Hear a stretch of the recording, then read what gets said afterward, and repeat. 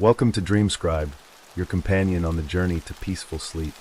Before you drift off, don't forget to like and subscribe. It helps this calming community grow. Where in the world are you tuning in from? Welcome to the journey. I don't believe in ghosts, or curses, or anything supernatural really, but I do believe in bad luck. It started on an empty highway at dusk, the horizon a bleeding smear of red and gold, my RV humming steadily beneath me. I was finally free, or at least that's what I told myself. I had spent the last few years suffocating in a dead-end job, barely scraping by, stuck in a city that felt like a cage. So when I found this used RV online, something about it called to me. It was old, sure, but in good condition, the kind of vehicle that had stories to tell. The previous owner had barely spoken when we met, just handed over the keys with a tight-lipped smile and muttered, "Drive safe. And don't mess with the dashboard." I thought he was just being weird. That was my first mistake. 2. The bobblehead that shouldn't be there. The moment I got behind the wheel, I noticed it. Perched right in the center of the dashboard was a small bobblehead ornament. One of those cheap plastic figures with a spring-loaded head that's supposed to bounce around while you drive. But this one was different. It was a man in a tiny suit, grinning far too wide, his beady eyes round and unnervingly large. The head wasn't bouncing much, just an occasional, slow tilt, as if nodding at me. I hadn't noticed it when I first got in. Had it been there before? I reached out and tapped its head. Nothing. No bounce. Just a stiff, unnatural resistance before it slowly turned. Not forward, but to the side. Facing me. I yanked my hand back. That was weird. Maybe it was just old. Stuck in place? I gave the dash a rough smack, expecting it to wobble again. It didn't. It just sat there, its unmoving eyes locked onto me. A chill ran down my arms, but I shook it off. It's just a stupid bobblehead. I reached for it again, this time with the intent to pull it off the dash. Maybe toss it out. But as my fingers brushed against it, a sharp static shock zapped through my hand. Shit! I pulled back, shaking out my fingers. The bobblehead was still staring. I laughed under my breath, trying to brush off the unease. Okay, fine. You win, creepy little guy. You can stay for now. 3. The first sign of unease. I drove for hours, trying to ignore the tiny, unblinking figure on the dash. The hum of the engine, the rhythmic clatter of the tires against the road. It should have been comforting. But something was off. The RV felt too quiet. I turned on the radio, static. Every station, just static. I checked my phone, no signal. The farther I drove, the more unsettling everything became. And then I saw it. The bobblehead. It was facing me again. Not at an angle. Not slightly turned. Completely. I slammed on the brakes, my breath coming too fast, too sharp. No, that wasn't possible. I'd been driving in a straight line. The vibrations alone should have made it wobble, turn slightly with the movement. But it hadn't. It had twisted completely, on its own. I stared at it for a long moment, feeling my heartbeat in my throat. Maybe I had bumped it earlier. Maybe I had turned it myself, and just forgotten. Yeah, that's it. I'm just tired. I reached out again, this time gripping the tiny plastic figure. It was ice cold, not the normal cold of plastic left in an air-conditioned RV. A deep, unnatural cold that felt like it had been buried underground. I swallowed, forcing my fingers to turn it back toward the windshield. I even gave it a small wiggle, trying to convince myself it was just stuck, that it wasn't doing anything weird. It bobbled slightly. Okay. I released it. Then, with slow, careful movements, I put both hands back on the wheel and started driving again. I didn't look at it. I wouldn't look at it. But in my peripheral vision, I swore I saw it move. Not bounce. Not shake with the road. Turn. Toward me. For the unease grows. The longer I drove, the worse it got. The bobblehead felt closer somehow, like it was leaning forward, watching me. At some point, I tried turning on music from my phone, just to fill the silence. But the moment I hit play, the sound distorted, a horrible, high-pitched whine that sent a sharp pain through my skull. I yanked my phone's cord, cutting off the noise. And then from the dashboard I heard it, a tiny creak, like a spring shifting. I forced myself to look at the bobblehead. It was still facing me, but this time its mouth looked wider. No, that wasn't possible. It was just a trick of the light, right? I blinked hard, rubbing my eyes, trying to shake the exhaustion creeping in. But when I looked back, the bobblehead was nodding. Just once. A slow, deliberate nod. I swerved the RV hard to the right, my pulse slamming against my ribs. The wheels screeched against the pavement as I pulled over to the side of the road. My breathing was ragged, my skin slick with sweat. I was seeing things. That was the only explanation. Lack of sleep. The road playing tricks on me. But then, a tap. I froze. The sound came from the dashboard. Another tap, like tiny plastic fingers against the surface. I forced my gaze forward. The bobblehead wasn't in its spot anymore. It had moved closer. To me. The RV sat motionless on the side of the road, swallowed by the darkness of the empty highway. The only sound was the faint ticking of the cooling engine. I gripped the steering wheel with white-knuckled fingers, my breath shallow, my pulse hammering in my ears. The bobblehead had moved. It wasn't on the dashboard anymore. It was closer to me, sitting just above the edge of the instrument panel, its plastic face staring up at me with that grinning, wide-eyed expression. I felt a cold sweat slide down the back of my neck. No, that wasn't possible. I hadn't touched it. I hadn't even looked at it for the last several miles, trying to ignore the growing sense of unease creeping through my chest. And yet, here it was. Closer. Watching. I swallowed hard. Slowly, carefully, I reached out, not to grab it, but to push it away. The moment my fingers brushed against the tiny plastic figure, a sharp jolt of static snapped through my skin, like a needle piercing straight to the bone. I recoiled, cursing under my breath, shaking out my tingling hand. The bobblehead wobbled, but it didn't bounce like it should. It tilted slightly, just enough to make the movement seem deliberate. Then it stopped, completely still. I exhaled, forcing my pulse to slow. It's just a damn piece of plastic. It can't move on its own. I grabbed it with my other hand and yanked it off the dashboard, determined to throw the stupid thing out the window. But the moment I lifted it, a horrible sound filled the RV. A low metallic screech, like nails dragging across metal. I froze. The sound wasn't coming from outside the RV. It was coming from inside. The bobblehead moves on its own. The moment I let go of the bobblehead, the noise stopped. Silence swallowed the RV, thick and oppressive. My breathing was too loud. The air inside felt stale, heavy, like something was pressing down on my chest. I glanced back at the bobblehead, half expecting it to be in a different position again. It wasn't. It was still sitting on the edge of the instrument panel, grinning. But this time, its head was tilted further than before, as if leaning in, as if listening. I shuddered. "Nope," I muttered. "Not dealing with this." I grabbed it again, gripping it harder this time. The moment my fingers wrapped around its tiny body, the RV's engine shut off. The dashboard lights died. Everything went dark. For a few seconds, the only sound was my own shaky breath. Then, tap, tap, tap, a tiny rhythmic knocking sound. I whipped my head around. It was coming from the dashboard. The bobblehead. The tiny plastic hand had moved, now pressed against the dashboard, as if it were knocking. My breath caught in my throat. That wasn't possible. I had never seen its arms move before. I yanked the RV keys out of the ignition and shoved open the driver's door, stumbling out into the night air. The wind hit me like a slap, cool and crisp, carrying the faint scent of asphalt and dry grass. I sucked in deep breaths, trying to calm my racing heart. I was imagining things. I had to be. Maybe I was just exhausted from driving. Maybe my mind was playing tricks on me. Maybe I just needed sleep. But when I turned back to the RV, my stomach twisted into a tight knot.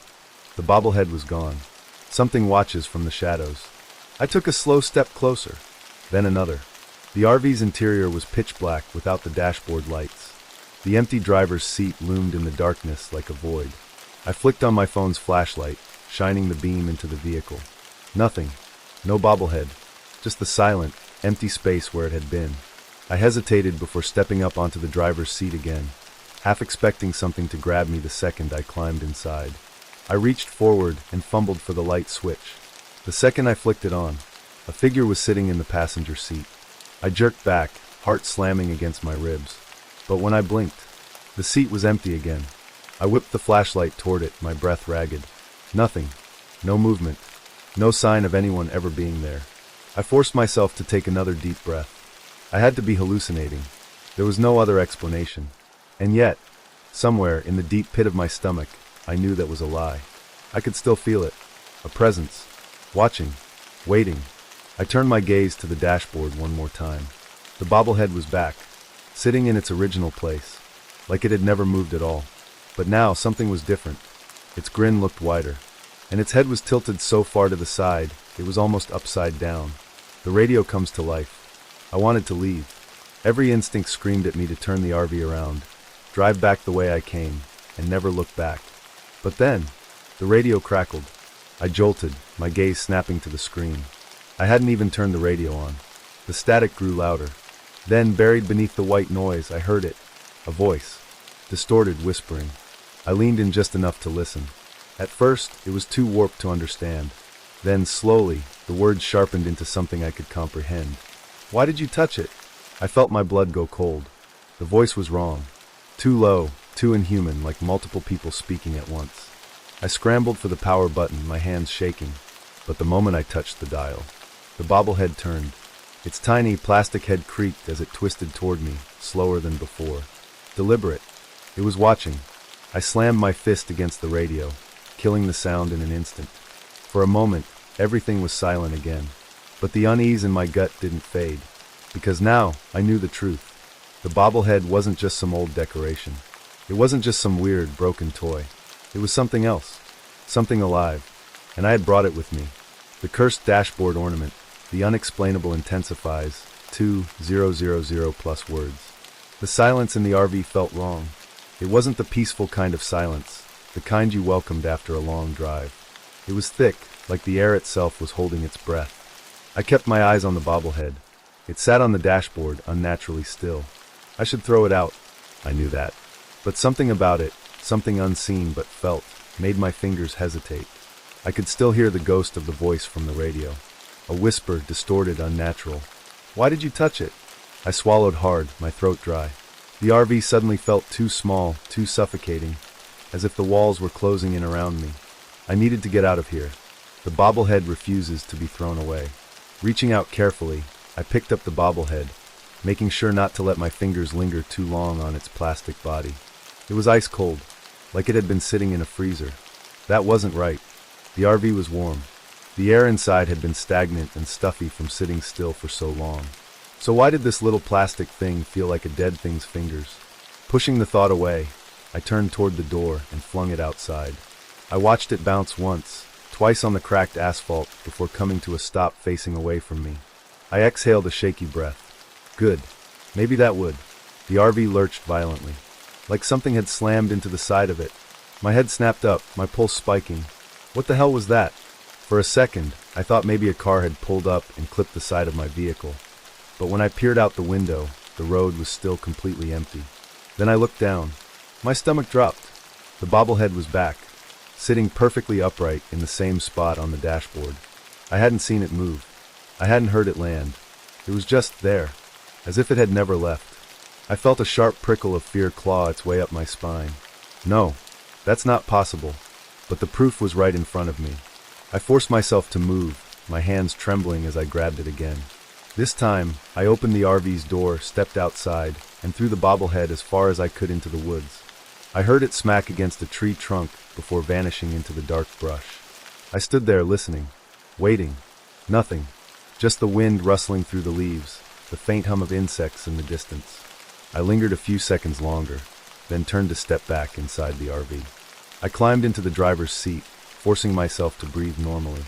I get back on the road, put miles between me and whatever the hell that thing was. I reached for the ignition and froze. The bobblehead was on the dashboard again, sitting in its usual spot. But this time, its head was facing me, and it was already bobbling. Something else is in the RV. A cold, nauseating dread settled in my gut. I couldn't breathe. I couldn't move. My mind raced for an explanation. Any explanation, but there was none. There was no way it had just appeared there again. No way. I hadn't looked away long enough. I hadn't even blinked. And yet, there it was, grinning, watching, moving. I didn't touch it. I didn't even want to look at it anymore. But then, a sound, a low creak from the back of the RV. I went rigid. The kind of stillness that happens when you know deep down in your bones that you are not alone. Slowly, I turned my head. The RV's small hallway stretched into darkness. The bathroom door was open. Had it been opened before? I couldn't remember. The darkness beyond it felt wrong. Like if I stared too long, I'd see something staring back. I reached for my phone with numb fingers, flipping on the flashlight. The beam cut through the shadows, revealing nothing, just my empty living space, the tiny kitchenette, the small bed in the back. But something felt off. The air was heavier now, pressing against me, like the RV itself was holding its breath. Then, from behind me, tap, tap, tap. I turned so fast my vision blurred. The bobblehead's hand was touching the dashboard again, tapping, knocking, like it was trying to get my attention. And this time, I saw it move, on its own. The tiny plastic arm lifted slightly, then knocked again. Tap, tap, tap. I scrambled back, nearly falling out of the driver's seat. This wasn't just my imagination. It was real, and it was getting worse. The reflection in the window. I needed to get out. I lunged for the door handle, ready to leave the RV behind. But as I turned my head, my gaze flicked to the driver's side window, and my stomach dropped. I saw my reflection, but it wasn't right. It wasn't just me in the glass. There was something behind me, a shape, tall, twisted, with long, skeletal fingers resting just behind my seat. I could feel my own breath turning shallow. I didn't want to turn around. I didn't want to see it, but I had to. I forced myself to twist my head, slowly shaking. Nothing was there, but the air felt colder now, like something had just moved, like it was waiting. I turned back to the reflection, and the figure was closer. The radio speaks again.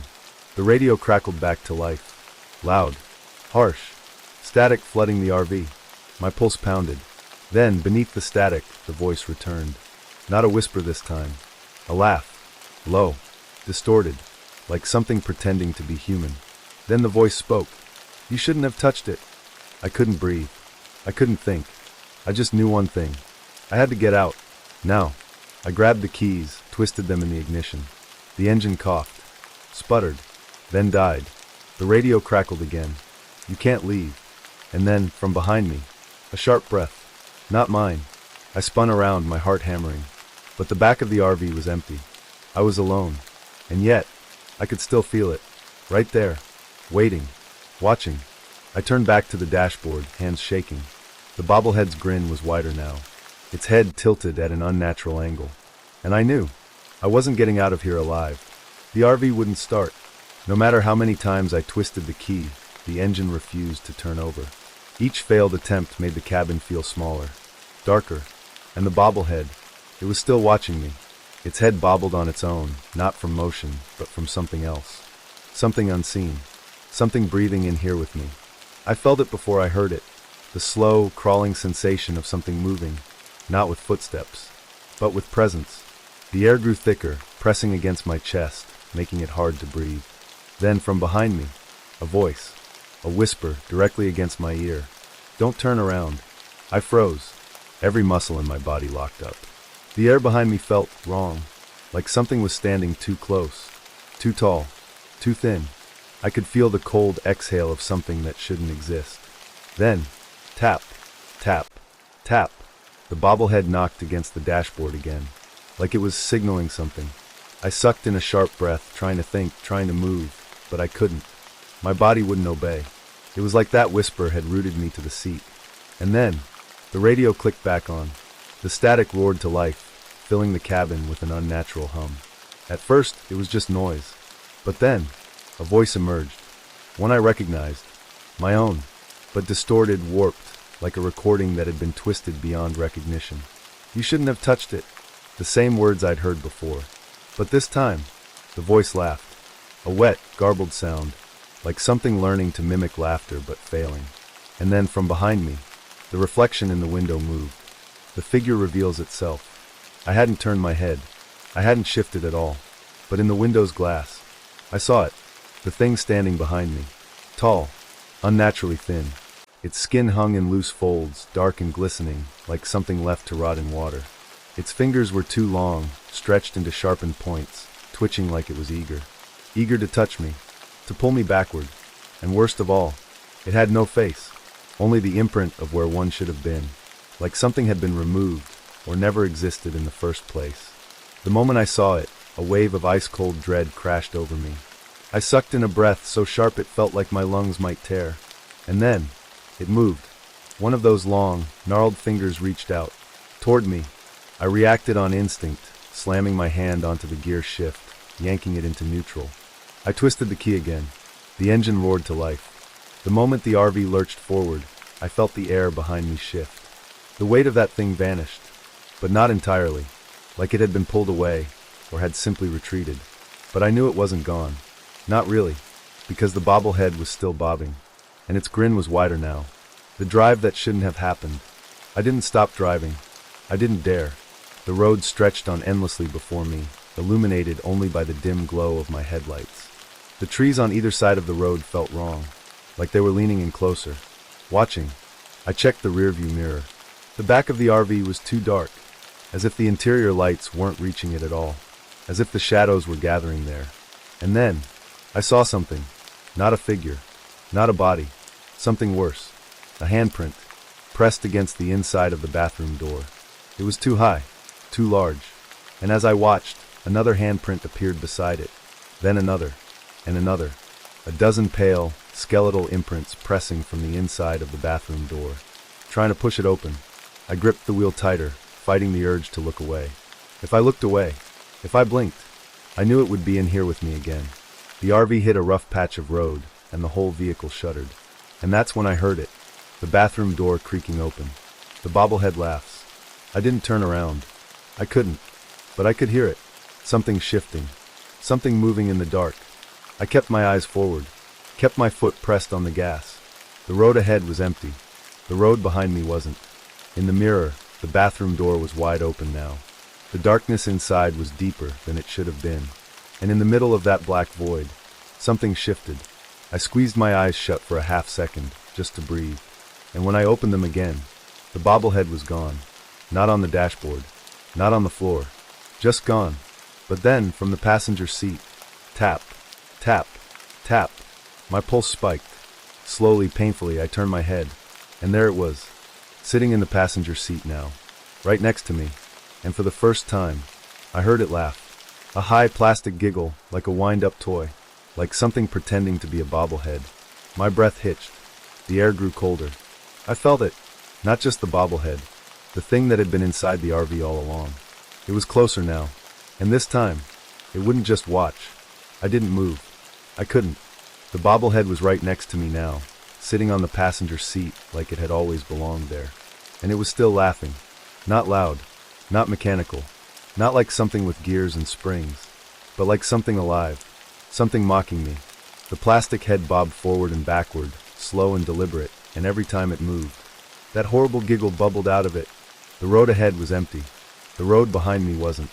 I knew that if I looked in the mirror again, I wouldn't just see the back of the RV. I would see something else, something waiting. I gripped the wheel, my knuckles aching from how hard I was holding on. I needed to focus on the road, on moving forward. If I could just keep driving, maybe I could outrun it. The wrong turn. The headlights cut through the darkness, but the road wasn't familiar anymore. Had I missed a turn? Had the road changed? It was too straight, too endless.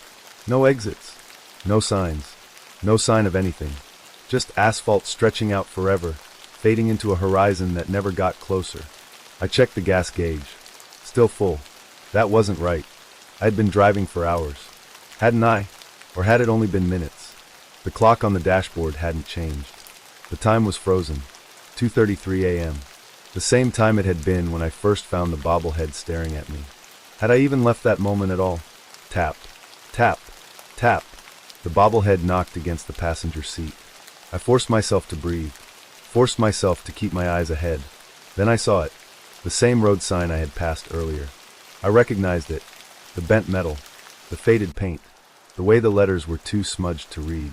I had driven in a circle, or I had never moved at all. The passenger that wasn't there. The RV's engine hummed beneath me, steady, unchanging. I kept driving, but it wasn't normal driving anymore. I wasn't choosing to keep going. The RV was moving on its own, like I was inside something living, like the road had swallowed me whole. And then, a shadow shifted in the corner of my vision. I turned my head too quickly, instinctively. The passenger seat was empty. The bobblehead was gone. I felt a horrible, sinking dread. I turned my gaze forward again, my heart pounding in my chest. And that's when I saw it. A figure, standing in the middle of the road. It wasn't running, wasn't moving, just standing there, still, waiting. And before I could even think about swerving, The headlights flickered. For a single second, the entire RV went dark. And when the lights came back on, it was gone. The road was empty. The seat beside me was empty. But I wasn't alone. I could feel it. The RV was too full now. The air was too thick. Like the space around me was being pressed in. I clenched my jaw, kept my foot on the gas. And then, I heard breathing. Not mine. Right behind my ear. Slow. Deliberate. A low exhale. And then, the worst part, you're going the right way. The voice was too close. It wasn't whispering from the back anymore. It was in the seat next to me. The loop that never ends. I slammed on the brakes. The RV skidded, the tires screeching against the asphalt. When it finally stopped, I didn't move. Didn't breathe. The night outside was completely silent. No wind. No rustling trees. No insects. Just an unnatural stillness. Like the entire world had stopped with me.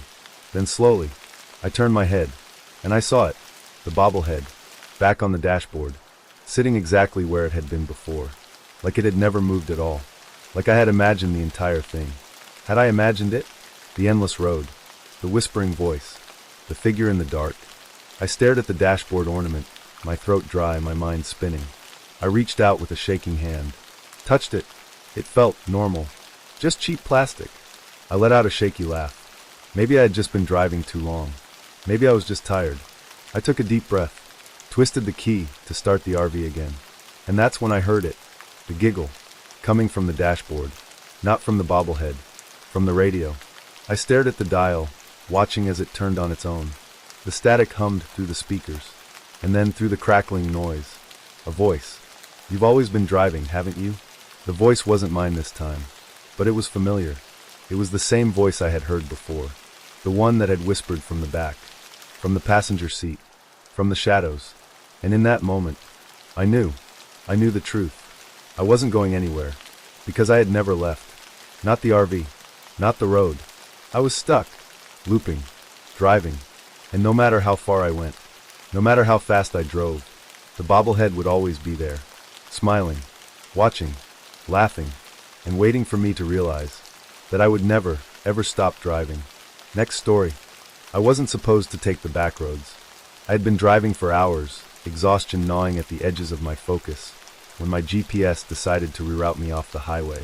Normally, I would have ignored it, but I was too tired to argue with the robotic voice insisting that this was the fastest route. The road stretched ahead, cracked and uneven, swallowed on both sides by a dense wall of pine trees. My headlights barely cut through the creeping fog that clung to the ground.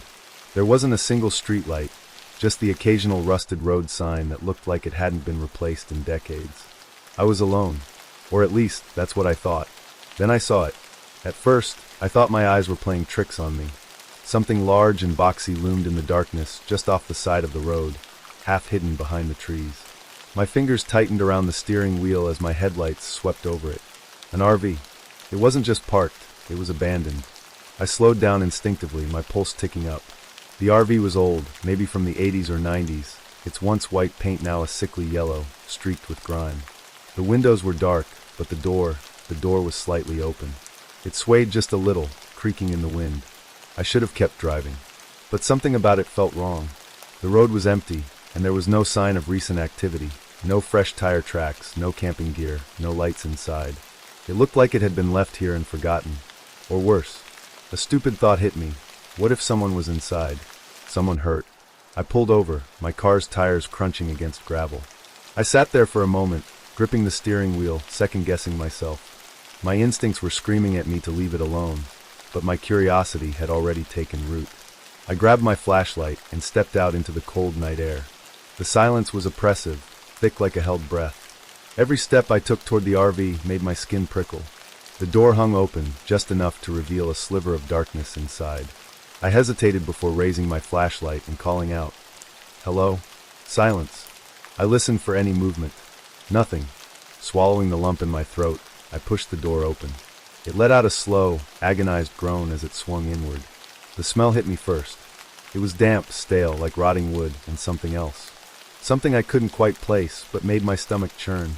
The flashlight beam cut through the darkness, revealing the interior. It looked like whoever had been here left in a hurry. Plates still sat on the tiny fold-out table, crusted with old food. A jacket was draped over the back of a chair. There were clothes in an open suitcase, half-packed, as if someone was interrupted while leaving. And yet, there was no sign of life. No dust. No cobwebs. Just emptiness. I stepped forward, my boots making the old floor creak. My flashlight flicked over the small counter, and that's when I saw it. A walkie-talkie. It sat there, untouched, coated in just enough dust to suggest it had been there a while. It looked old but functional, one of those sturdy military-style ones. I reached out and picked it up. It was heavier than I expected. The buttons were slightly worn, but when I turned the knob, bzzzt, a burst of static made me flinch. I stared at it, my heart hammering. The signal shouldn't have been active. Not out here. Not in the middle of nowhere. Then, a voice. Please don't leave me here. I nearly dropped it. The voice was faint, barely more than a whisper beneath the crackling static. I swallowed hard. Hello? Can you hear me? Silence. Then, it's dark. The hairs on my arms stood up. I turned, suddenly feeling watched. My flashlight trembled slightly in my grip as I swept it over the RV again. Nothing. No one. Just an empty vehicle, and this walkie-talkie speaking to me. I forced myself to breathe. Maybe it was just interference, an old transmission stuck in the frequency, bouncing around the airwaves. It had to be. That's what I told myself as I pocketed the walkie-talkie and backed out of the RV.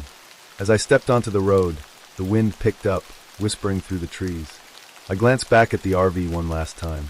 The open door was now closed. I never heard it shut. My breath hitched. My grip tightened around the walkie-talkie. I didn't look back again. I climbed into my car, locked the doors, and sped off down the road.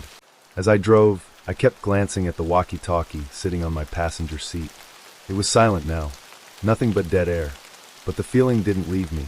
Even miles away, even as the road stretched out and the RV faded into the night, I felt it. That I had taken something with me. And it wasn't just the walkie-talkie. I didn't plan on keeping the walkie-talkie. After speeding away from the abandoned RV, I told myself I'd get rid of it as soon as I reached the next town. Toss it out the window, drop it in a dumpster. Anything to be rid of the creeping unease that had settled in my chest. But something stopped me. As much as I wanted to pretend I hadn't heard that voice. Please don't leave me here. I couldn't shake it. It hadn't been a garbled, distant signal. It had been clear, human, and it sounded like someone was trapped. By the time I found a gas station, my nerves were raw. The place was a lonely, flickering relic on the side of the road. One of those old stops that looked frozen in time. Neon beer signs buzzed weakly in the windows, and a lone pickup truck was parked outside. I pulled in, put the car in park, and exhaled. The walkie-talkie sat on the passenger seat, its dull black surface staring back at me. I grabbed it hesitantly, weighing it in my hand. If someone was trapped, shouldn't I try again? I turned the dial. bzzzt. A thick wall of static crackled through, loud in the empty car. I winced and adjusted the volume. Hello? I tried, keeping my voice steady. Is anyone there? The static hissed and popped. Nothing. I let out a breath, shaking my head at myself. Maybe it really was just interference, an old, looping broadcast. I was being ridiculous. I turned the walkie off and shoved it in my glove compartment before heading inside the gas station. The store was eerily quiet, except for the hum of the refrigerator cases lining the back wall. A tired-looking cashier glanced up at me from behind the counter, eyes sunken and uninterested. I grabbed a coffee and some snacks, trying to shake the feeling that still clung to me. As I approached the register, I made a split-second decision. Hey, I said, forcing my voice to sound casual. Do you know anything about an old RV down the road?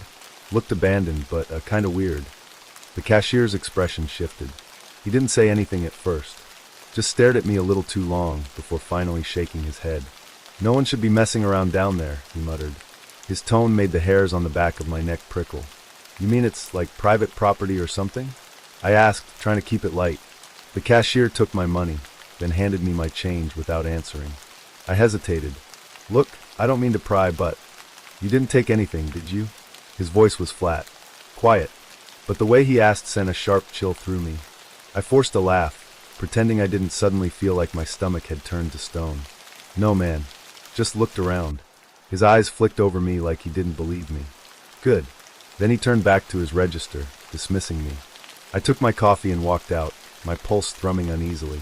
I climbed into my car and shut the door, gripping the wheel. The whole interaction had left a bad taste in my mouth. I had a choice. 1.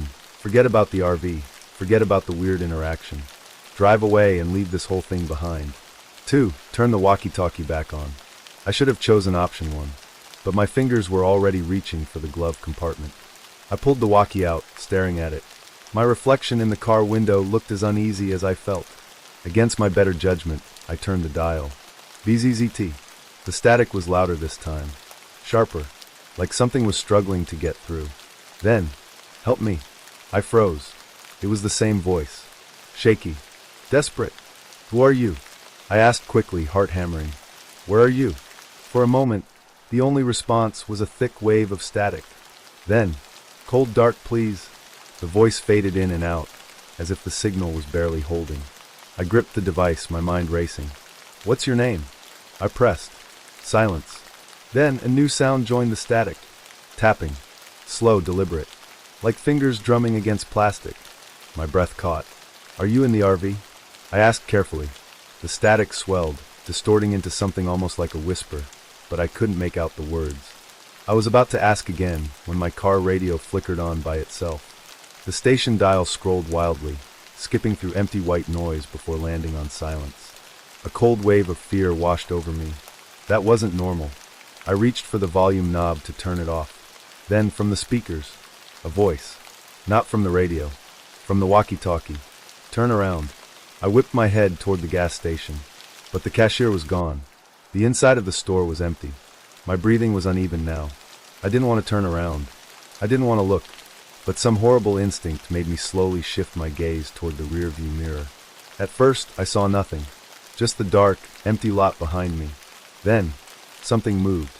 A shadow flickered between the gas pumps. Not walking, shifting. Like it was glitching in and out of existence. My body locked up. It was standing there, just at the edge of the lot. Staring at me. The walkie-talkie crackled violently. A blast of static so loud it rattled my skull. And beneath the static, layered deep. A whisper. You shouldn't have taken it. My hand slammed into the ignition.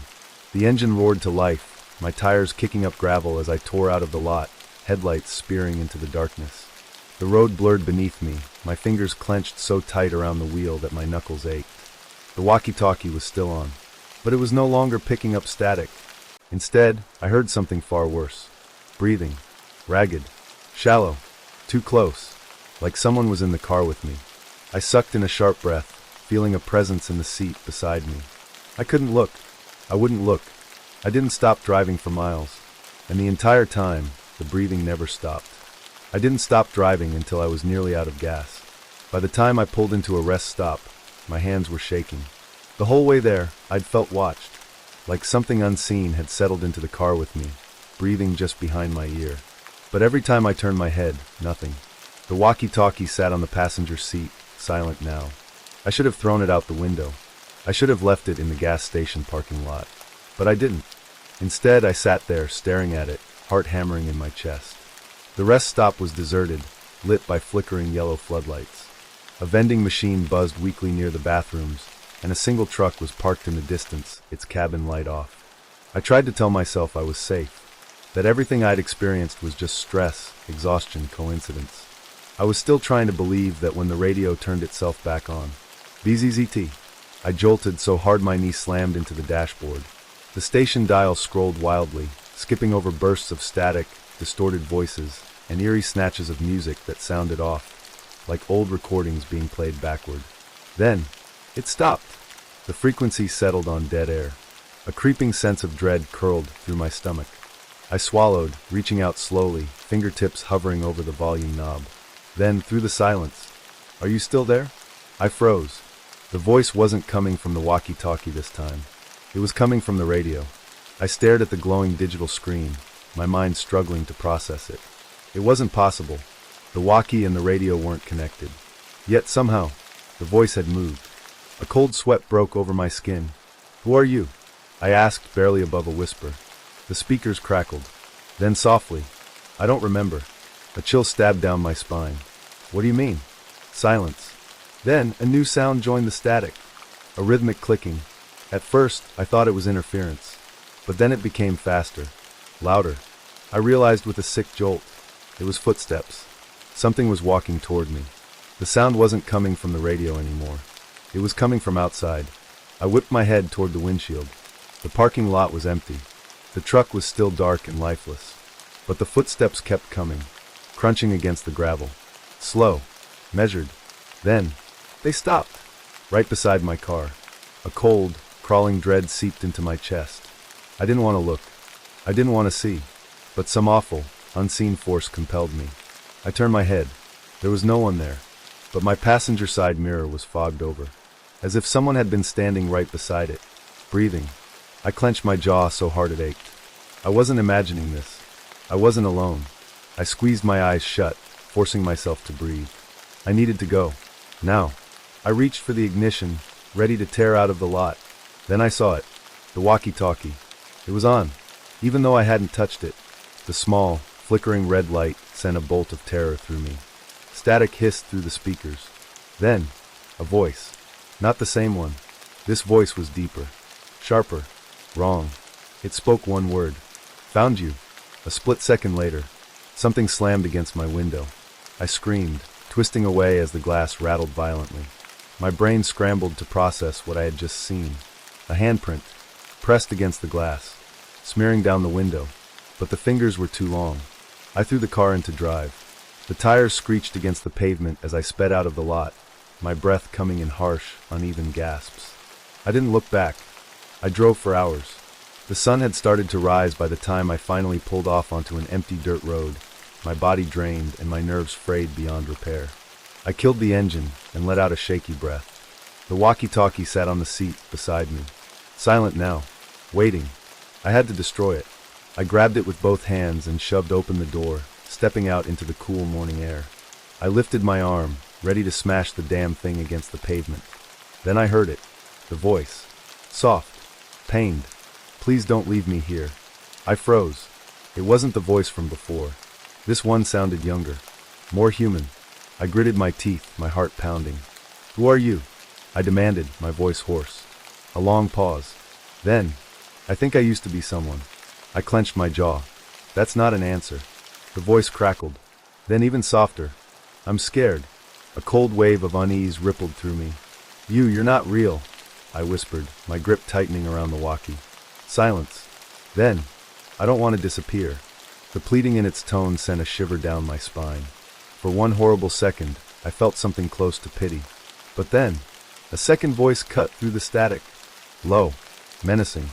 He's lying. My breath hitched. The walkie crackled violently, a distorted, agonized shriek blasting through the speaker. Then, dead silence. I felt a horrible shift in the air around me. The world felt wrong. Tilted. Like something was watching me. Like something had just stepped closer. I couldn't breathe. I hurled the walkie-talkie as hard as I could. It hit the pavement and shattered. For a moment, the world seemed to hold its breath. Then slowly, the air grew still. The tension in my chest eased. The walkie was in pieces now, bits of plastic and wires scattered across the ground. It was over. At least, that's what I thought. Until I got back in the car. Until I looked at the passenger seat and saw the walkie-talkie, perfectly intact, sitting right where it had been before. And then, the red light blinked on. I couldn't move. My breath hitched in my throat as I stared at the walkie-talkie. It was impossible. I had destroyed it. I had watched it shatter. Yet here it was, sitting neatly in the passenger seat, waiting. Then, the red light blinked. BZZT. A wave of nausea rolled through me. The air in the car felt thick, charged with something unnatural. I had made a mistake. Destroying it was never going to work. I swallowed hard. I needed to leave. I reached for the ignition with a shaking hand. The moment I touched it, the walkie crackled to life. The voice came through again. But this time it was different. Distorted. Layered. Like multiple voices speaking at once. I couldn't understand the words at first. Then, one voice cut through the others. A whisper. Turn around. A shiver raced down my spine. I didn't. I couldn't. But the whisper came again. More urgent. Turn around. Every hair on my body stood on end. My heart pounded as I forced my head to move. And then I saw it. Through the rearview mirror. A figure stood behind my car. Tall. Too tall. The shape was wrong, like a human stretched beyond its limits. Its head tilted. The moment I saw it, The radio cut out completely. Everything went dead silent. And then, it moved. Not normally. Not humanly. It twitched forward. A single jerky step. Then another.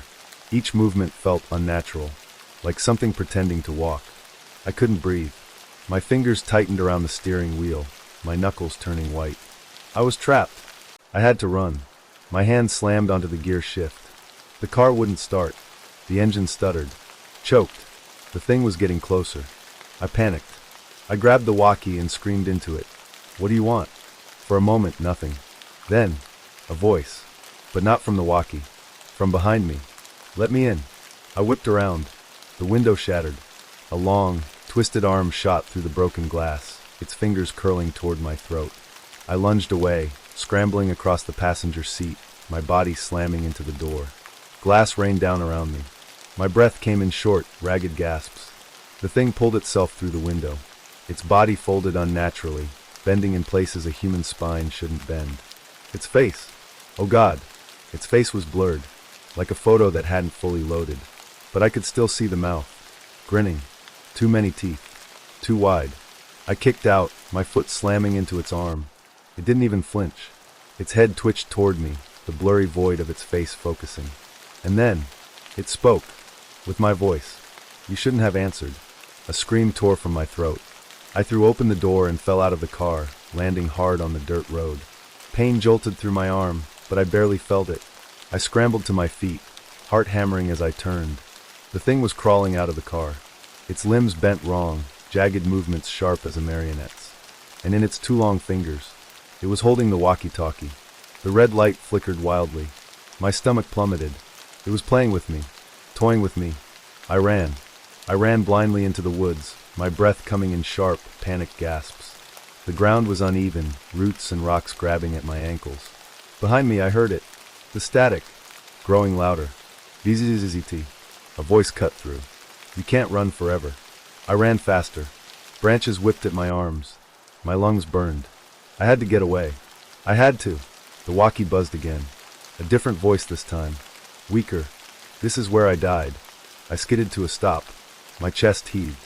The woods stretched out in front of me. But something was wrong. I knew this place. It was the same clearing from before. The one where I had found the RV. I had looped back. A slow, horrible realization sank in. I wasn't running in circles. The place itself was shifting around me. A deep, gut-wrenching fear settled into my bones. I wasn't getting out.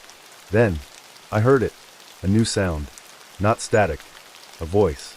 Soft. Familiar. Right behind me. You brought it with you. A cold dread washed over me. I turned, my entire body tensed with terror. And there, I saw them. A figure stood at the edge of the trees. Not the thing. Not the nightmare that had been hunting me. This was a person. Or at least, they had been once. A boy. Maybe 16 or 17. His clothes were old, tattered. His face pale, his eyes hollow. And in his hand, he held a walkie-talkie. Identical to mine. The red light blinked. And then, he spoke. His voice was empty. Like he had been saying the words for a long, long time. Help me. I don't remember who I am. A horrible chill ran through me. I knew those words. I had heard them before. From the walkie. From the voice that had begged me not to leave. I staggered back. No. No, you're... His head tilted. His lips parted into a sad, eerie smile. It always needs someone new. The words barely had time to register before. The static erupted around me. Louder than before. Overwhelming.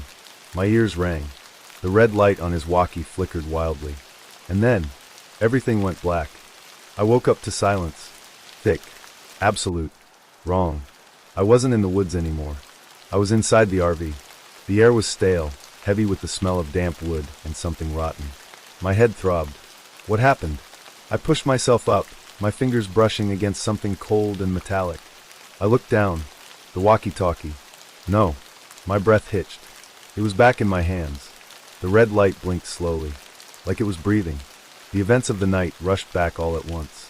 The thing in my car, the shattered window, the voice behind me, and the boy. His voice echoed in my skull. It always needs someone new. I swallowed hard. I needed to leave. I staggered toward the RV door, and stopped. The window was covered in frost. Thick. White. like it was the middle of winter. But that wasn't possible. I reached out, hesitating, and dragged my fingers across the glass. The frost peeled away beneath my touch. And through it, I saw something that made my stomach drop. The forest was gone. In its place, a highway, long endless, pitch black except for a single flickering streetlight. Something about it wasn't right. I turned, heart hammering, and yanked the door open. I froze. The moment the door swung wide, I realized there was no ground, just empty blackness, a void. I stumbled back, gasping. My lungs felt tight. This wasn't real. It couldn't be real. I spun, searching for another exit, a way out. Then I heard it. A click. A small, sharp noise. My breath stalled. I turned slowly. The walkie-talkie had turned itself on. The red light flickered. And then, a voice. Faint. Weak. But familiar. Hello? Please someone help me. My veins turned to ice. I knew that voice. It was mine. I staggered back, shaking my head. No, that's not. I don't remember who I am. The exact words the boy had said. I clutched my chest, feeling my heartbeat slam against my ribs. Is anyone out there? My own voice. Trapped inside the static. My stomach twisted. This was wrong. This was impossible. But, what if someone answered? The thought hit me like a punch to the gut. What if someone heard my voice? What if they picked up a walkie-talkie and listened? Would they hear my pleas? Would they find an RV in the woods? Would they take the walkie, just like I did? My hands shook. This was how it happened. This was how it spread. I wasn't the first, and I wouldn't be the last. I let out a shaky breath. My mind screamed at me to throw the walkie away, to run, to do anything but listen. But I was afraid of the silence. The static, as terrible as it was, meant that something was still there, that I wasn't alone, even if the thing on the other end wasn't really me, even if it was something else, something waiting. The walkie crackled again, and this time the voice was closer, clearer. You're almost ready. A wave of dread sank into my bones. I opened my mouth, but before I could speak, the walkie snapped off. The light went dark. The RV plunged into absolute silence. Not just silence, absence, like the entire world had been swallowed. I sat there, my breath coming in shaky gasps. And then, I heard it, knocking, not on the walls, not on the door, not even on the windows. It was coming from the speakers, the old, rusted speakers of the RV's radio. 3 slow, deliberate knocks, then a pause, then 3 more. I squeezed my eyes shut. I didn't want to know. I didn't want to look. But something made me, some deep, instinctual pull. I turned my head toward the radio, and there, reflected in the dust-covered glass, was a figure standing right behind me. Tall, too tall, its face blurred, its head tilted, and then, it smiled. The static roared back to life, and everything went dark. Final scene. When they found me, I was alone, sitting in the driver's seat of the RV, gripping a walkie-talkie. The search team said I was lucky, that I had been missing for days, that I was unresponsive when they found me, just staring at nothing. I didn't argue. What was the point? No one would believe me. They towed the RV away. I was examined, questioned, tested. They said I was suffering from stress, hallucinations, but I knew better. I knew what had really happened. And the worst part, the walkie-talkie was gone. They hadn't found it in the RV. I knew what that meant. It was somewhere else now, waiting for the next person to pick it up. And when they did, they'd hear my voice, trapped, calling out through the static. Next story. A simple road trip. I never expected much from this trip. Just some open roads, a little solitude, and time to clear my head. After a messy breakup and a job that had me feeling like a ghost in my own life, I figured a solo journey in my recently purchased secondhand RV would help reset my mind. No particular destination, just drive, sleep under the stars, and wake up to new places every morning. I bought the RV off a man who seemed a little too eager to sell. He rushed through the sale, barely making eye contact, handing me the keys with a nervous smile. Maybe he just needed quick cash. Maybe I should have asked more questions. The first few days on the road were perfect, peaceful, even. No traffic, no deadlines, just the steady hum of tires against asphalt. Then I found them. The sunglasses. An innocent find. It was sometime after sunset when I first noticed them. I had pulled over at a rest stop along a deserted highway, sipping a lukewarm gas station coffee, while rummaging through the RV's glove compartment. Old maps, expired registration, a half-melted pack of gum, and then, tucked beneath a pile of crumpled receipts, a pair of sunglasses. At first glance, they looked ordinary. Matte black frame, slightly oversized lenses. They weren't scratched or cracked, but something about them felt old. The weight was off, not heavy, but almost too solid, as if the material wasn't plastic at all. When I ran my fingers along the arms, I noticed faint engraving inside the frame. The letters were small, delicate. I squinted in the dim overhead light. The words were barely readable. "They see you too." A strange chill crawled up my spine. It was probably some edgy brand slogan, I told myself. Nothing weird about that. I shrugged, put them on, and looked out the windshield. That's when I saw the first one. A shadow in the glass. At first, I thought it was a trick of the light. Beyond the windshield, the empty highway stretched under the glow of a single flickering street lamp.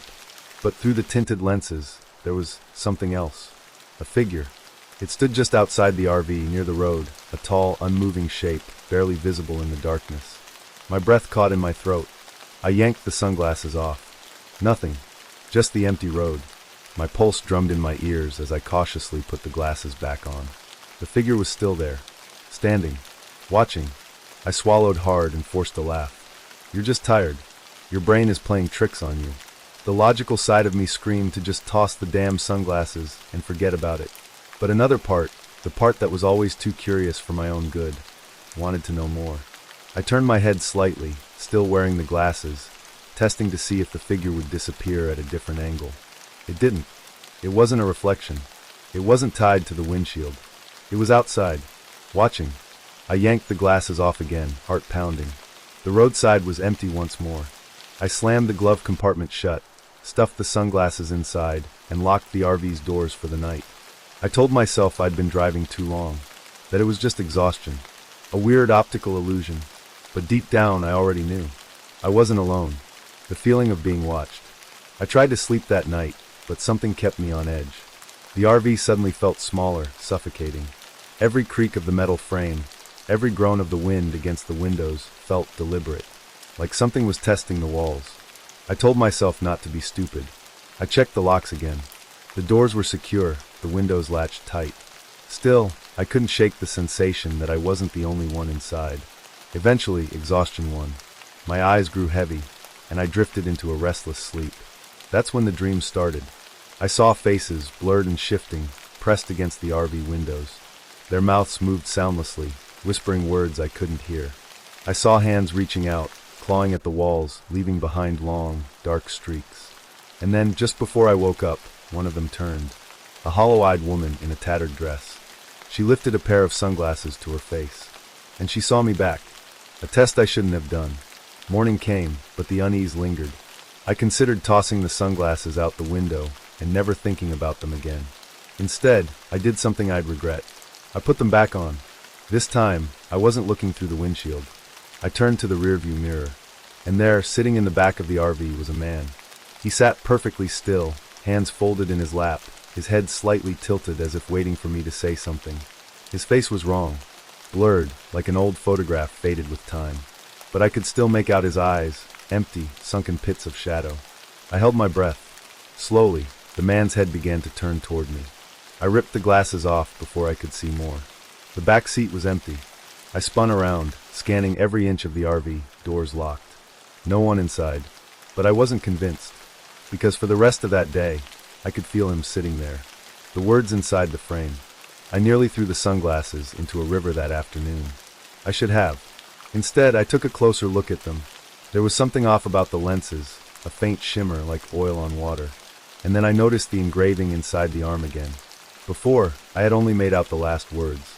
"They see you too." But when I tilted the glasses in the light, another part of the inscription became visible. For more words. "Don't let them notice." I swallowed hard, a deep, gnawing dread pooling in my stomach. They already had. A wrong turn. That night, I took a detour. I didn't want to stop at another empty rest area. I wanted a motel, a place with people, with lights, with something that felt normal. But the GPS glitched. The road signs didn't match. Somehow, I ended up on a winding back road I didn't recognize. And just as the sun dipped below the horizon, I saw it. An abandoned gas station. And in the shattered window, Through the dusty glass, I saw my own reflection, still wearing the sunglasses. Only one problem. I hadn't put them on. Lost on a road that shouldn't exist. The moment I saw my reflection in the gas station window, wearing the sunglasses I hadn't put on, I slammed the brakes. The RV screeched to a stop, tires skidding against loose gravel. My breath hitched, my pulse a sharp hammer in my ears. I wasn't wearing the sunglasses. They were still on the passenger seat, exactly where I'd left them. And yet, in that cracked and dust-covered window, my reflection stood motionless. Sunglasses perched neatly on its face. Watching me, I blinked, and it didn't. It kept staring, head slightly tilted, like it was waiting for me to realize something. I don't know how long I sat there, frozen in place. But then movement. Not mine. Its. My reflection raised its hand to its face, and it started to take the sunglasses off. I slammed the RV into reverse and sped away, trying to rationalize the impossible. I drove for nearly an hour without stopping. The road twisted and turned, surrounded by nothing but dense trees and a sky rapidly swallowing the last traces of sunlight. I kept glancing at the passenger seat, at the sunglasses lying there untouched. What the hell had I seen back there? Maybe it was a trick of the light. Maybe the cracked glass created some weird illusion. Maybe I was just exhausted. That was the most logical answer, exhaustion. I hadn't slept well the night before. I was letting my mind play tricks on me. That had to be it. At least, that's what I told myself. But deep down, something gnawed at me. The feeling that whatever had looked back at me wasn't a reflection at all. Unwanted company in the rear view. I finally pulled over at a small, run-down diner sitting on the edge of nowhere. It was the first real sign of life I'd seen in miles. The neon sign flickered, half the letters burned out, leaving only DNER glowing against the dark. I parked and sat in silence for a moment. My fingers gripped the steering wheel so tightly my knuckles ached. Then, I made the mistake of checking the rearview mirror. And there it was again, a figure sitting in the back of the RV. Not fully visible, just a darkened shape, barely distinguishable from the shadows.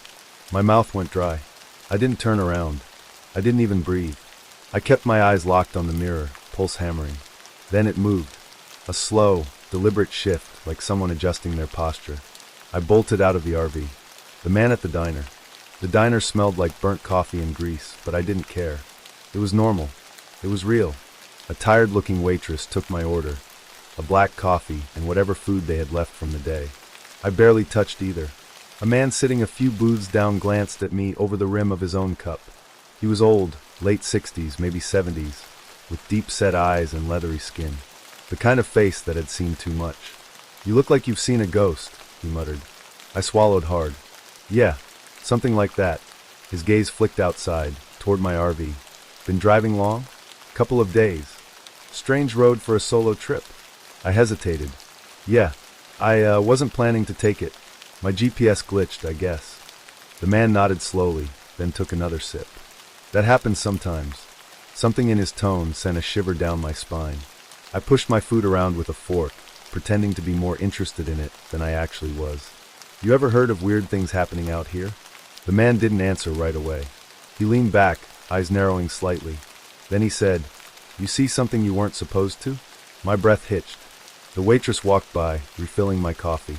I forced myself to act normal, but my hands were shaking. I didn't know why, but something told me this man knew exactly what I had seen.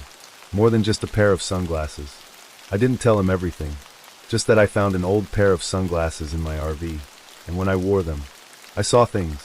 The man exhaled slowly, staring into his coffee like it held answers. "You still have them?" "Yeah. Don't put them on again." His voice was steady, but there was something underneath it, something close to fear. "Why?" I asked. The man set his cup down, fingers drumming against the table. "Some things aren't meant to be looked at, and once you do, they start looking back." My stomach twisted. I wanted to push for more, but the look on his face told me I wouldn't like the answer. Instead, I asked, "What happens if you keep wearing them?" The man glanced out the window. "Ever hear of people disappearing on roads like this?" I nodded. Everyone had. Stories about lone travelers who simply vanished, their cars found abandoned, engines still running. He leaned in. "Some of them don't just disappear. They switch places." I stared. "With what?" He didn't answer. He just pushed his coffee aside and stood up. "Leave the sunglasses behind," he muttered. And then he was gone. "They see me too." I sat in that booth for a long time after he left, trying to process everything. It was all nonsense, right? Some superstitious old man spinning tall tales. And yet, my gut told me otherwise. I knew what I had seen. And worse, I knew that whatever I had seen me too. I left the diner, stepping into the cool night air. The RV sat where I had left it, dark and quiet. But something felt off. I stopped, eyes locked on the windshield. A shape sat in the driver's seat. My seat. For a split second, I thought I was looking at myself. But then slowly the head turned. Not smoothly, not like a normal human movement. It jerked, like something figuring out how to use a body. I didn't move. I didn't breathe. And then, in the dim glow of the diner's neon lights, I saw it. The glint of sunglasses reflecting back at me. A terrible decision. I should have walked away. I should have left the RV behind and never looked back. But some awful gnawing instinct inside me, maybe curiosity, maybe something worse, forced me forward. I gripped the door handle and yanked it open. The driver's seat was empty. No sign of anyone. No trace of movement. The sunglasses were still where I had left them on the passenger seat, as if they had never been touched. I hesitated. Then, despite everything screaming at me not to, I reached out. My fingers closed around the frame. The moment I touched them, the overhead lights in the RV flickered and died. And from the back of the RV, in the suffocating dark, something breathed. Something in the shadows. I stood frozen in the doorway of the RV, gripping the sunglasses so tightly my knuckles ached. The darkness inside felt unnatural, heavy like something pressing against my skin. Then, from the back of the RV, I heard it again. Breathing. Shallow. Slow. Like something waiting for me to move first. I swallowed hard. My mind screamed at me to run, to get as far away from this thing as possible. But my body refused to move. Then a creak. The distinct sound of weight shifting on the floor. Something was back there. I wasn't alone. My hand shot out, fumbling for the light switch. My fingers trembled as I flipped it on. The overhead lights flickered once, twice, then held steady. The back of the RV was empty. No one was there. But the breathing hadn't stopped. I felt it now, right next to me. Close enough that my skin prickled, every hair on my body standing on end. And then, the sunglasses in my hand suddenly turned ice cold. Wearing them again was a mistake. I don't know what made me do it. Maybe it was desperation. Maybe I just needed to see if I was losing my mind. But before I could stop myself, I put the sunglasses on. And I wasn't alone anymore. The RV hadn't changed. The furniture, the cramped space, the dim lighting, it was all still there. But so were they. Figures. Silent, unmoving, standing in every shadowed corner. They weren't quite human. Too tall. Limbs slightly too long. Their heads tilted unnaturally. They had no faces. Just dark, empty spaces where their eyes and mouths should have been. And they were all staring at me. A sudden movement. My breath hitched, but I didn't dare make a sound. Then, as if responding to my fear, one of them moved. Slow. Purposeful. It stepped forward, the floor creaking under its weight. My stomach twisted. I wanted to rip the sunglasses off, to stop seeing whatever this was, but I couldn't move. The thing kept walking, closing the space between us.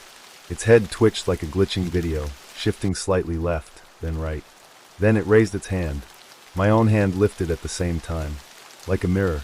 I gasped, yanking the sunglasses off. And just like that, they were gone. The RV was empty again, but my hand was still raised. And my reflection in the window hadn't lowered it. Trapped in the wrong reflection. I turned slowly, heart hammering against my ribs.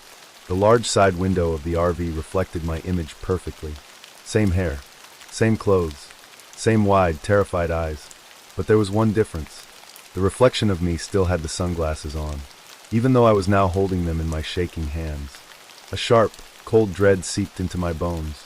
I took a step forward. My reflection did the same. I raised my hand, testing it. The reflection followed. I exhaled in relief. Maybe I had imagined it. But then, my reflection smiled. And I didn't. Now it knows I know. I staggered backward, my body ice cold with terror. The thing in the glass cocked its head, studying me. Its lips stretched wider, too wide, into a grin that didn't belong on my face. I clenched my fists, the sunglasses digging into my palm. What are you?" I whispered. The reflection raised a hand and knocked, 3 slow, deliberate taps against the other side of the glass. I nearly screamed. It was inside the mirror. No, not just inside. It was trying to get out. The thought sent a violent shudder through me. I took another step back, gripping the edge of the counter to steady myself. The reflection's grin disappeared instantly. It leaned in close, eyes dark and hollow behind the lenses. Then in my voice it whispered, "You shouldn't have looked." I ripped the curtains closed over the window. Something else is driving. I needed to leave. Now, I stumbled to the driver's seat, throwing the sunglasses onto the passenger seat without daring to look at them. The engine roared to life. My hands trembled on the steering wheel as I yanked the RV into reverse and sped away from that diner, from the mirror, from whatever the hell I had just seen. The road stretched ahead, dark and empty. The headlights cut through the night, casting long, eerie shadows along the trees lining the highway. I forced my breathing to slow. Just drive. Just keep moving. Then, in the dim glow of the dashboard, I saw something move in the reflection of the rearview mirror. I whipped my head around. Nothing. The back of the RV was empty. I swallowed hard and forced myself to look forward again. And that's when I saw it. Not in the road. Not in the windshield. In the rearview mirror. Someone else was sitting in the driver's seat. Right beside me. I couldn't see them fully, just a faint, shadowed figure. But I knew they were staring at me. I didn't turn my head. I didn't dare. My hands tightened on the wheel. My pulse pounded in my ears. The figure leaned in, and in my own voice it whispered, "You need to let me drive now." A terrible truth. I don't remember pulling over. I don't even remember getting out of the RV. All I know is that I found myself standing on the side of the road, gasping for air like I had nearly drowned. The RV sat still, its engine idling softly. The driver's seat was empty. And yet, I knew something was still inside. I backed away, pulse hammering. That's when I noticed something strange. The headlights, they weren't illuminating the road ahead. They were shining onto a second RV. Identical to mine. Same model. Same scratches. Same everything. And standing beside it was me. My exact copy. My clothes. My face. Only, they were wearing the sunglasses. They raised a hand in a slow wave. And then, they climbed into the second RV. My mind reeled. There wasn't supposed to be two of me. Two of my RV. This wasn't real. This couldn't be real. The engine of the second RV growled to life. And as I stood there, frozen in horror, I watched myself drive away, leaving me behind. Alone, or something worse. I turned back to my RV, breath shaky. The door was still open. The lights inside flickered weakly, as if barely clinging to reality. I hesitated. Then I climbed inside. Everything looked the same, smelled the same, but it felt wrong, like something had shifted, like I wasn't in the right place anymore. I stepped toward the driver's seat. My hands still trembled as I reached for the gear shift. And then, out of the corner of my eye, I saw the sunglasses, lying on the passenger seat, exactly where I had left them. But now, the lenses were reflecting something. Not the RV, not me, but a road I didn't recognize, a road that didn't exist. And from deep within the glass, something knocked, the unwelcome passenger. The RV rumbled beneath me as I sat frozen in the driver's seat, staring at the sunglasses on the passenger seat. They shouldn't be reflecting anything. The lenses were black, opaque. And yet, the road in the reflection wasn't the road I was driving on. It was different, winding, cracked, lined with dead trees.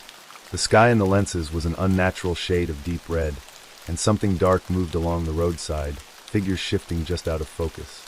My breath came in short, sharp gasps. I squeezed my hands around the wheel, my knuckles white. "Don't look," I whispered to myself. I had already seen too much. But then, something moved in my peripheral vision. A shape in the passenger seat. Slowly, I turned my head. My stomach twisted into a painful knot. Someone was sitting there. A shadowy figure, tall, slightly distorted, limbs too long, sat motionless, its face hidden behind my sunglasses. The air inside the RV turned icy, my breath coming out in ragged clouds. The thing tilted its head slightly, as if studying me. Then, in my own voice, it whispered, "I see you now." Losing control, I let out a choked gasp and slammed on the brakes. The RV screeched to a stop, the tires skidding across the pavement. My head snapped forward, the seatbelt digging into my chest. But when I looked back at the passenger seat, it was empty. The sunglasses lay exactly where they had been. I clenched my fists, my entire body trembling. I was losing it. I had to be. I threw the RV into park, pressing my palms to my temples, trying to steady my breathing. And then, the engine turned off. I hadn't touched the keys. The dashboard flickered. The overhead lights buzzed weakly before cutting out. Silence. Thick, suffocating silence. And then, from behind me, a soft, deliberate exhale. The thing in the reflection. I didn't move. Didn't breathe. My mind screamed at me not to turn around. But I had to. Slowly, inch by inch, I turned my head toward the rearview mirror. At first, all I saw was darkness. Then, a shape emerged. A figure standing in the aisle of the RV. Tall, unmoving. The space where its face should have been was obscured by black, endless void. But then the darkness shifted, and I realized it was wearing the sunglasses. My sunglasses. My chest tightened with cold, paralyzing terror. Then it moved. So did my reflection. Not me, just the reflection. I sat frozen in the driver's seat, my hands shaking on the wheel, but in the mirror, I was standing, and I was turning to face myself. The me in the mirror smiled. A wide, unnatural grin that split my face open too far. The thing in the reflection lifted its hand and knocked 3 times against the glass. A desperate escape. That was it. I couldn't stay here. I needed to get out now.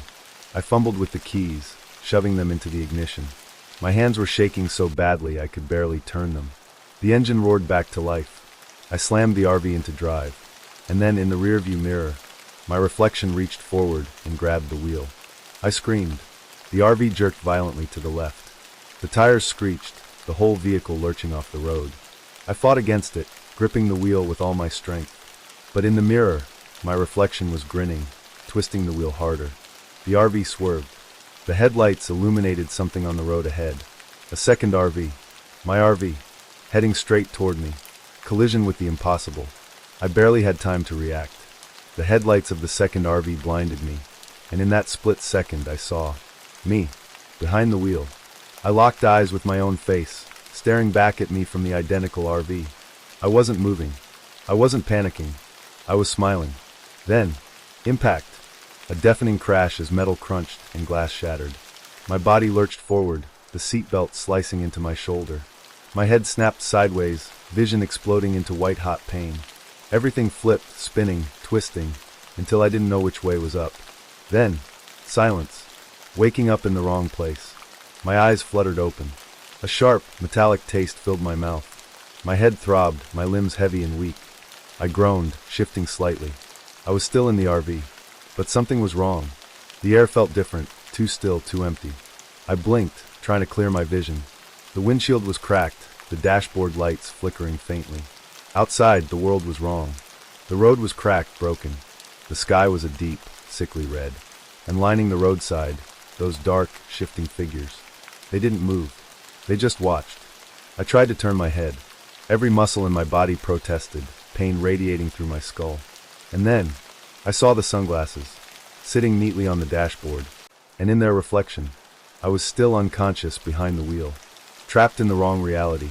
I gasped, jerking upright, but my body felt strange, lighter, hollow. My breath quickened. I reached up, pressing a hand to my face, and froze. My fingers didn't feel right. They were longer, thinner, not mine. I turned sharply toward the cracked windshield. My own reflection stared back at me. But it wasn't me. The face looking back at me was empty. Hollow eyes. A stretched, unnatural smile. I wasn't me anymore. I had become one of them. The other me drives away. Outside, the headlights of the other RV flared to life. I watched, helpless, as the other me sat behind the wheel. Perfectly normal. Perfectly human. And grinning. The other me looked up into my rearview mirror, locking eyes with me one final time. Then it drove away, leaving me behind in this place. Trapped. Something knocks from the outside. I turn slowly, my entire body trembling. From outside the RV, 3 knocks against the glass.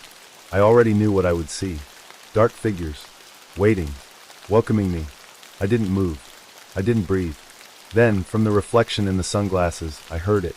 A voice. My voice. You shouldn't have looked. The door lock clicked open. The figures stepped inside. And everything went dark. The road that shouldn't exist. Darkness swallowed me whole. For a long moment, there was nothing, just an empty void stretching endlessly in every direction. Then, a flicker, like an old television screen powering on, the world snapped back into place. I gasped, the air rushing into my lungs all at once. My body felt heavy, sluggish, like I had been underwater for too long. Slowly, I lifted my head.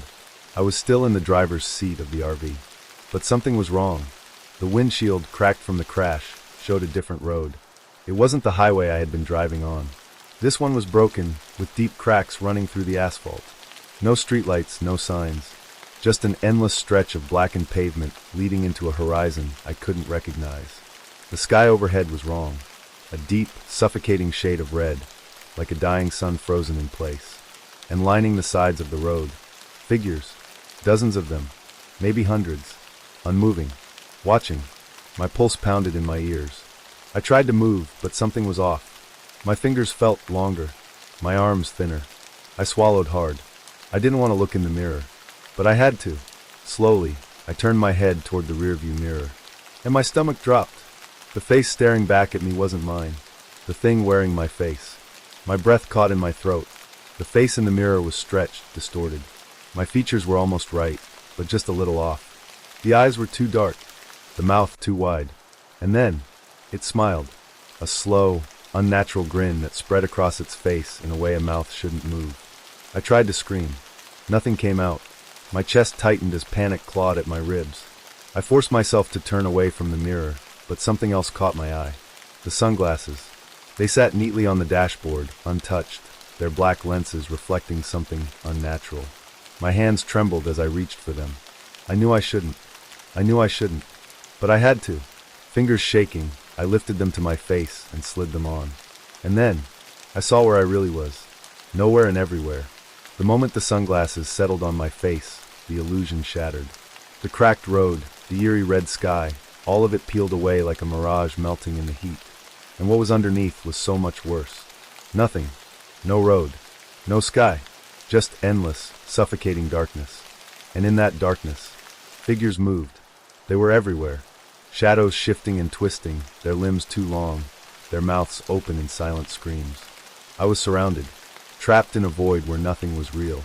I yanked the sunglasses off, gasping for breath. And I was back in the RV. The road, the sky, the figures outside, all exactly as they had been. But now I knew. None of it was real. I wasn't in the real world anymore. And I never had been. The wrong me drives away. A low rumble filled the air. Headlights flared in the distance. I turned sharply, heart pounding, and saw an RV approaching. My RV, perfectly intact. No cracks, no dents. And behind the wheel, me, or rather, the thing wearing my face. It drove toward me, headlights cutting through the unnatural red haze, its engine a deep, growling hum that rattled the windows. I could only sit there, frozen, watching as the other me slowed to a stop beside me. For a long moment, nothing happened.